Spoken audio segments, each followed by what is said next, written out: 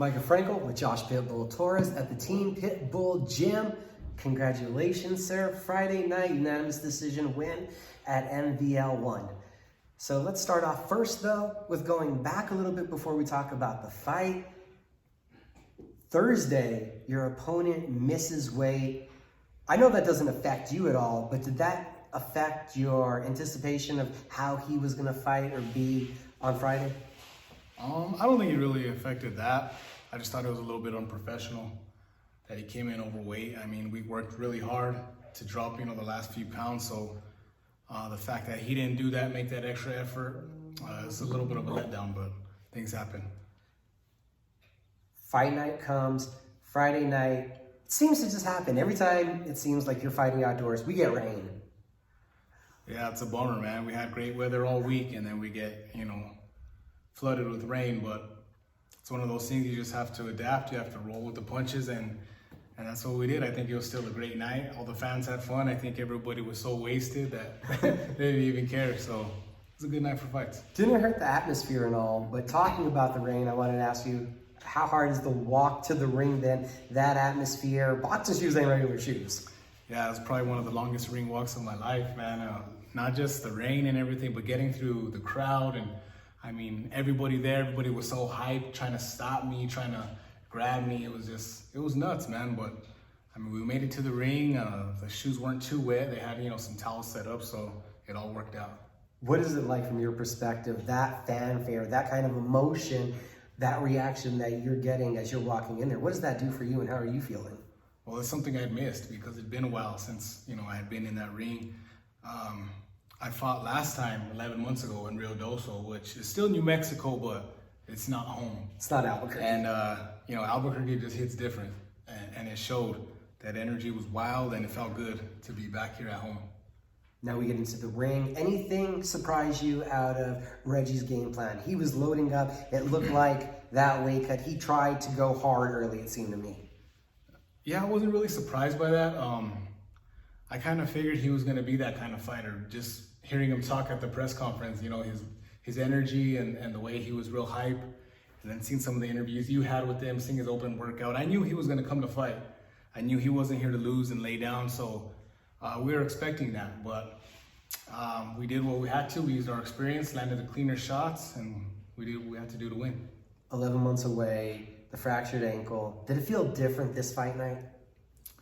I don't know if it felt different. I mean, this was my 33rd pro fight, so, it's not my first rodeo, but, I mean, it felt good. After a long rest, a long layoff, it did feel good. It was almost like deja vu, like you said, like I had been there before, outdoor event, raining, lighting wasn't great, so, I was fighting some mental battles at the same time because I felt like I had been there before.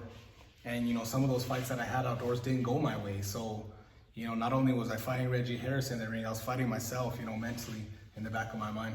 So you were in there and having some of those flashbacks. I'm sorry if I don't remember your opponent's name, but we're outdoors, we're in ground, you having flashbacks that night? Yeah, definitely. And it affected me a little bit at first, but I think after, the first few rounds that I made those adjustments, I settled in and I began to get comfortable. And then I knew that I was starting to have my way. I haven't thought of it, but this one just popped to me. The tent and everything, the steam, is it a little different visually with the lights and just all that mist that was in the air? Yeah, it was. And like I said, the lighting wasn't great, so it was a little bit hard to see, man. I couldn't really land as many clean punches as I wanted to.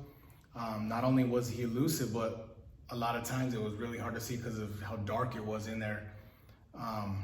But I mean, it's something that I've been through before. So like I said, I just had to make adjustments and go from there. I know you're in the heat of the moment, but after each round, you go back to the stool, feeling pretty good, feeling like you're boxing and doing what you wanted to do in there? I felt a little bit more confident after every round. Yeah, I felt like little by little, he was starting to slow down a little bit, and I felt like I was gaining momentum, landing the better shots, using my boxing, having my moments when I wanted to. I felt like I was in control.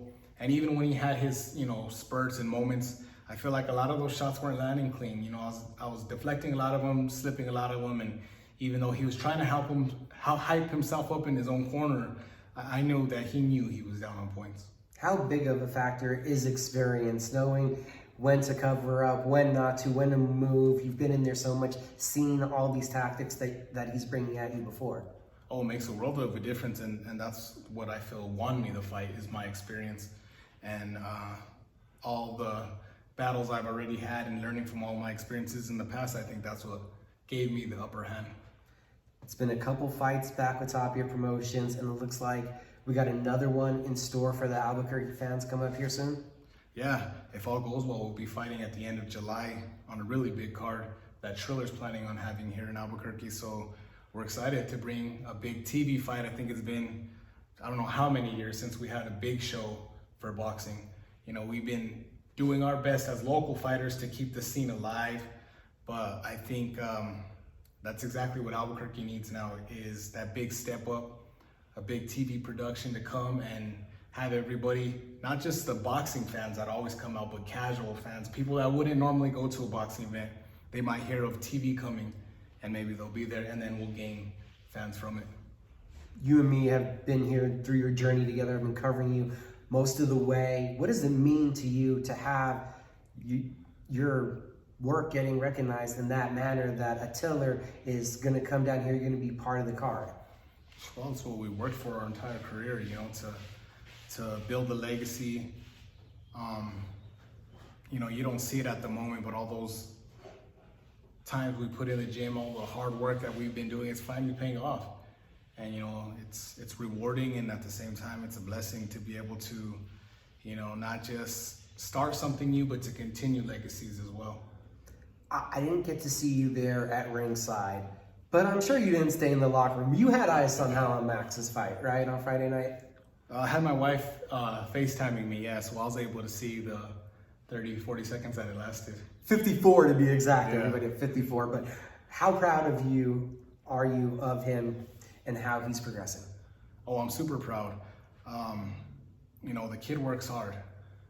Ever since, you know, we had him in our gym when he was, you know, 11, 12 years old, he's been a solid worker, has never stopped. Even in between fights, I mean, he was still running, still training as if he was getting ready for a fight. So he's always had that work ethic, and I've always loved that about him.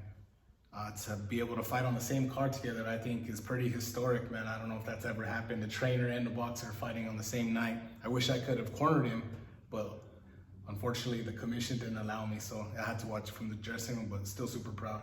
Man, we're going to ask for an adjustment and an addendum to those rules somehow. I mean, I've seen it on smaller MMA cards in other states. It's possible. Go out there, you know, hands are just kind of wrapped. What are you doing? You're cornering. It's not like you're actually getting in there, being involved. It'd be cool to see. It would be, and that's actually why I had him put on as the first fight, because I was hoping I'd be able to just corner him before I checked in, before I even wrapped my hands. I probably would have had time anyway with all the crazy intermissions they had and whatnot, so, but I mean, maybe next time. We've seen you fight there on big cards, out of state, on TV before. Would it be that much more special, probably ruckus, to fight on a card like that here?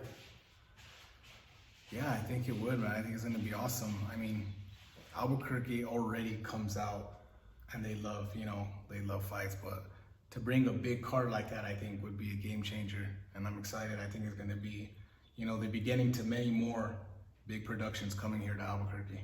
And one last thing, what were you most happy about from your performance on Friday? Obviously the win. It feels good winning.